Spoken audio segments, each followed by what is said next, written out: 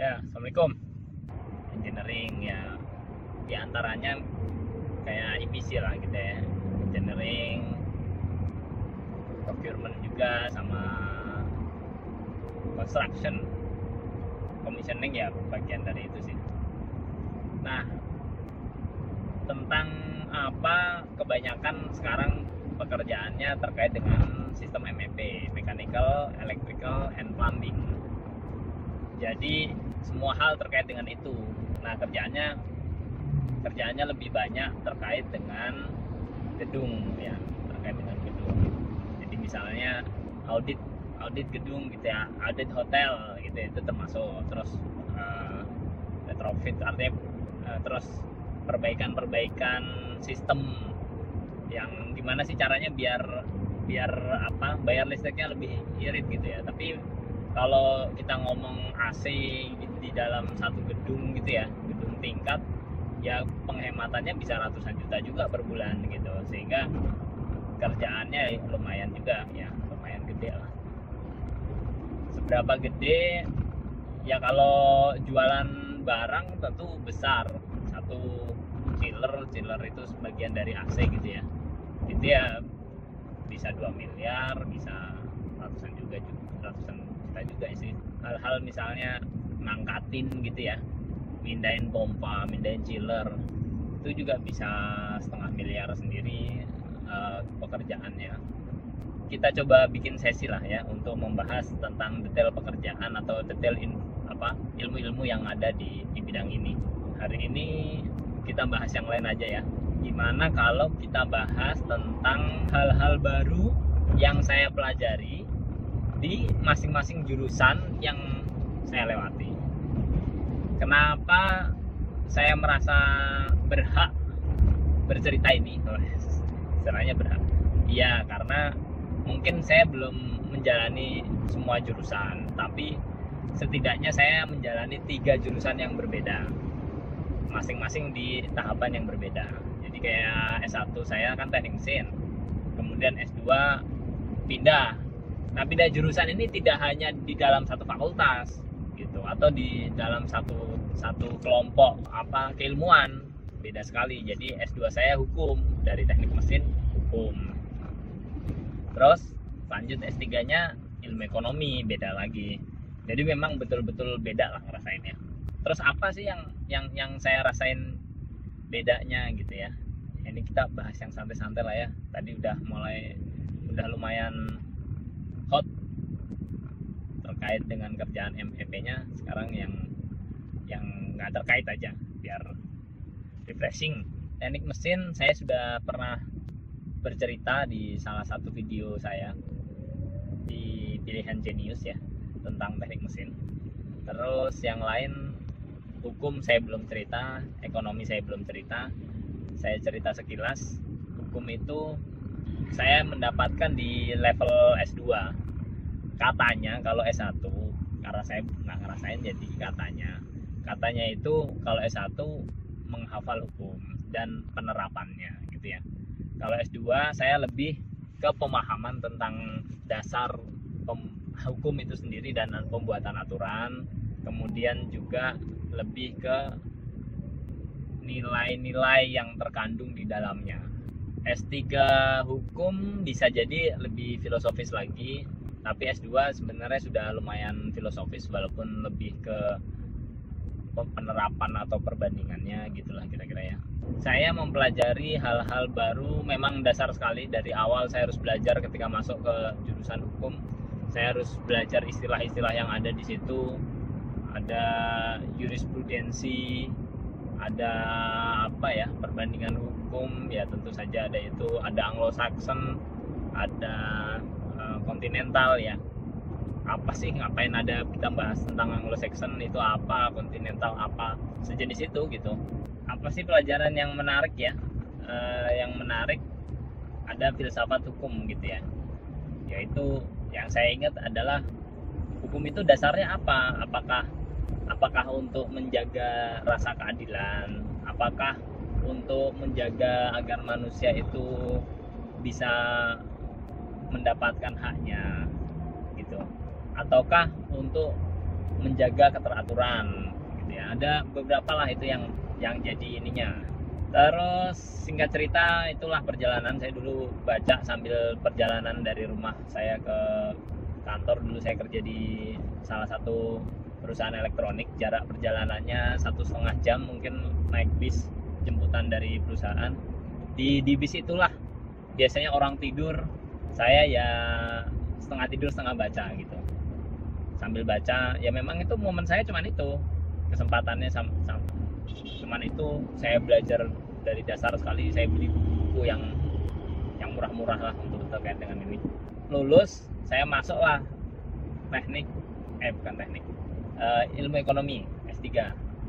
Jadi kalau di S2 ilmu hukum saya butuh mungkin sekitar 2 bulan untuk betul-betul, atau enggak setidaknya familiar lah gitu. Mungkin nggak betul-betul paham, tapi setidaknya cukup familiar dengan istilah-istilah yang disampaikan. Karena memang istilah-istilah ini beda ya, maksudnya sama-sama aja gitu, tapi cara menyampaikannya berbeda. Mereka punya jargon-jargon khusus. Begitu juga di ilmu ekonomi. Kalau ilmu ekonomi saya agak lama ya, saya butuh mungkin 1 semester lah, 6 bulanan untuk bisa paham gitu, bisa paham hampir semua istilah yang disampaikan. Contoh yang kalau S3 karena ini baru selesai ya, relatif baru selesai, saya lebih ingat lah. Jadi ada misalnya ceteris paribus ya, ini hal umum. Terus ada lagi misalnya indifferent. Nah, 2 hal ini. Jadi ceteris paribus ini di teknik mesin juga banyak disampaikan, yaitu kita nyebutnya dengan rugi-rugi diabaikan gitu ya. Aneh juga dulu saya kuliah nih, apa sih rugi-rugi diabaikan, kenapa harus ada ini gitu. Ya saya apalin aja, saya bisa lolos karena teman saya bilang udah nggak usah pusing, kalau nggak ini udah apalin aja, tulis aja gitu. Ya udah saya tulis, lulus juga tuh termodinamika. Jadi perhitungan-perhitungan itu kita hanya bisa melakukan dengan menganggap bahwa kondisinya hanya itu yang terjadi gitu, kondisinya ideal, kondisi nggak ada masalah lain lah. Nah ini di ekonomi juga ada hal ini, disebut ceteris paribus. Ya tentu kalau kalian googling istilahnya begitu keren ya. Tapi intinya itulah, intinya bahwa yang dilihat ya cuman itu, yang lain dianggap nggak berubah gitu, dianggap aman. Nah sama kalau di teknik mesin juga sama seperti itu. Ya intinya ini kan perhitungan matematis ya. Mereka harus memastikan bahwa ya kondisi ini hanya terjadi karena itu jadi begini, kira-kira itu. Terus selain ceteris paribus, yang tadi indifferent ya. Indifferent ini lebih unik lagi. Indifferent ini artinya adalah tidak berbeda. Nah kalau cuma ngomong sama aja atau tidak berbeda kan lebih gampang ya. Ngapain sih pakai istilah-istilah khusus gitu? Ternyata saya setelah beberapa tahun kemudian saya baru ngeh kenapa mereka harus pakai istilah khusus ya, karena mereka sering sekali membahas tentang hal ini. Jadi ini kondisi, artinya begini, ini lebih filosofis nih. Jadi kita, atau kalau di SMA atau mungkin sebelum itu atau mungkin di dunia umum, suka berpikir bahwa ekonomi itu adalah ilmu yang membahas tentang mendapatkan untung sebesar-besarnya dan kerugian seminim-minimnya gitu ya. Sebenarnya nggak begitu bos, sebenarnya nggak gitu. Yang kita lakukan adalah optimasi. Optimasi itu artinya optimal. Nah biar tahu optimalnya kita harus tahu sama dengannya gitu. Ngomong apa ya, kalau dulu SMA misalnya lebih kecil sama dengan sekian gitu ya, atau lebih kecil dari sekian, atau ya itulah maksimal misalnya gitu ya, nilai maksimal yang bisa kita raih atau nilai minimum yang bisa kita raih. Tapi bukan berarti ini optimasi, tapi bukan berarti untung sebesar-besarnya. Tergantung, kalau memang tujuannya untung sebesar-besarnya ya yang kita hitung bagaimana cara dapat untung sebesar-besarnya. Tapi bisa jadi yang kita hitung bukan untuk itu, tapi untuk tujuan lain, misalnya untuk kesejahteraan bersama, atau artinya misalnya kesetaraan gitu ya. Jadi itulah yang kita cari gitu. Atau banyak hal lain lah, banyak sekali. Kalau udah S3 kalian S2 pun kalian belajar, S1 pun di beberapa kampus sudah belajar sedetail itu. Jadi tujuannya itu bisa beragam sekali, nggak hanya untuk menambah kekayaan sekaya-kayanya, nggak juga. Itu memang bisa jadi salah satu tujuan gitu ya. tapi bukan berarti tujuannya cuma itu. Jadi untuk biar tahu maksimalnya ya kita harus tahu nilai optimalnya itu gitu ya, atau mungkin kita juga perlu tahu nilai apa ya, kalau di teknik apa namanya, nilai kesetimbangan gitu misalnya kali ya. Nah indifferent ini sering sih memang di ekonomi dipakai ya, makanya dia pakai istilah sendiri deh. Jadi kondisi setimbang lah gitu kalinya kalau di teknik, kondisi setimbang.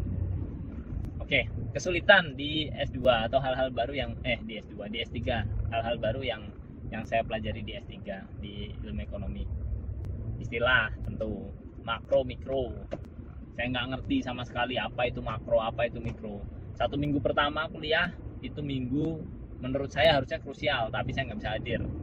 Kami ini sebenarnya di S3 di kampus saya yang terakhir, sebagian besar dari kami harus matrikulasi, apalagi orang-orang kayak saya yang pindah jurusan harus matrikulasi, yang artinya kalau matrikulasi itu 1 tahun penuh kuliah bersama anak S2. Jadi kuliah kayak ngulang lagi S2. Kalau saya nggak ngulang, jadi saya ya seneng-seneng aja. Tapi walaupun saya seneng, susah juga. Saya belas nggak ngerti ini ngomong apa. 1 semester pertama UTS pertama saya dapat nilai 13. Geleng-geleng saya dapat nilai 13, dan kayak dosennya merasa bahwa harusnya saya DO gitu loh. Saya mikir ya, saya sempat komplain tuh, loh saya ini kan matrikulasi, artinya kan harusnya saya ini diajari, kenapa harus di DO ketika masa matrikulasi gitu ya. Dosennya bilang bahwa ini bagian dari proses seleksi. Saya jadi mikir ya, aduh proses seleksi kan udah kemarin, sekarang ya proses belajar kan ya, menurut saya kan ya. Saya udah lumayan inilah terbiasa sekali dengan sistem DO di S1 kan, tahapannya banyak banget yang DO, teman-teman saya banyak yang DO. Jadi saya kayak ngap gitu, kayak masih matrikulasi aja proses DO. Nah, saya komplain juga, tapi ya tetap aja saya kalah, nggak apa-apa.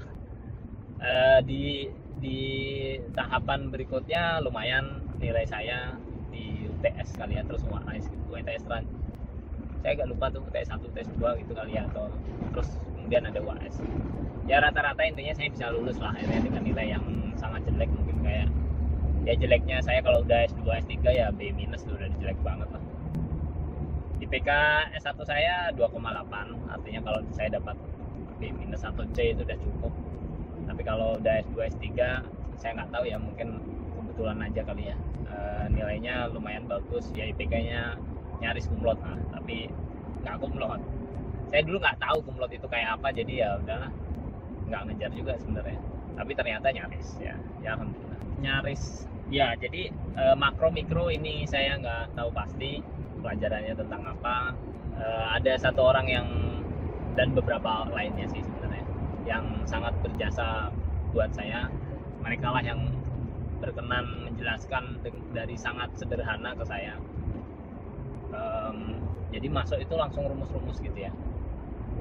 Ngerjain rumus saya nggak ada masalah, cuma masalahnya arti rumus itu apa gitu, arti dari istilah ini apa, kenapa diginiin, kenapa digituin, kenapa hubungan manusia ini dibuat angka gitu.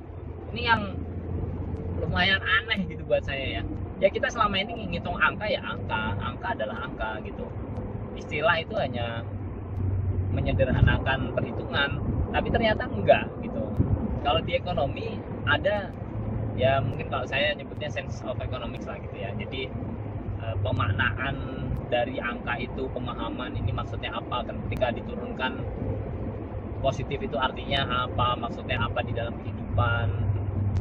Terus angka itu apa artinya gitu. Yang kalau di teknik agak aneh banget. Jadi ada hasil penelitian yang penting plus minus gitu. Angkanya nggak penting, udah yang penting plus apa minus gitu. Loh, kan nggak bisa begitu ya. Kita di dunia teknik kan plus minus itu kan bisa jadi perbedaannya hanya 0, sekian gitu, ya kan? Ya anggap aja plus 0,001 gitu ya, sama minus 0,001, itu kan bedanya cuma 0,002, bener kan? Ya kan begitu, kenapa harus jadi hal yang penting sekali gitu ya. Nah ini sesuatu lah, nggak sesederhana itu sih memang sebetulnya, karena ini urusan turunan ya, sudah diturunkan ya gitulah. Sampai sekarang ya anggap aja bukan itunya yang salah, tapi karena memang saya yang pemahamannya kurang optimal gitu. Oke lah ya, kita stop dulu, kita lanjut di pembahasan selanjutnya. Seperti biasa silahkan disampaikan kalau ada yang perlu saya bahas. Kalau sudah disampaikan ternyata saya belum respon, ya sampaikan lagi, bisa lewat email atau lewat Instagram juga nggak apa-apa. Assalamualaikum warahmatullahi wabarakatuh.